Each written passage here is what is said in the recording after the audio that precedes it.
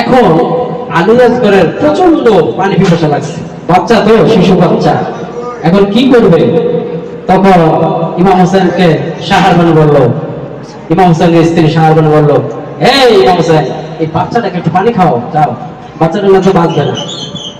তখন ইমাম হোসেন বাচ্চাটাকে উপর করে ধরলে বলল, হে কুফার লোকেরা, আমার এই শিশু বাচ্চা তো কোনো অপরাধ করে নাই, তাকে একটু পানি দাও, সে পানি পান করবে, না তো সে মারা যাবে। তখন পাহাড় থেকে একটা সৈন্য এমন ভাবে একটা তীর মারল, আলী আসগরের এই বুক বরাবর এসে লাগলো, লেগে আলী আসগর ইন্তেকাল করলেন। ইমাম হোসেন দেখলো কোথা থেকে তীর আসলো, উনি বুঝতে পারলেন না। এবার শাহরবানুকে নিয়ে বলে, শাহরবানু গো, এই নাও তোমার আলী আসগরকে। শাহরবানু বলে, স্বামী, আলী আসগরকে কি পানি পান করাইলে? তার বুকের ভিতরে যে তীর।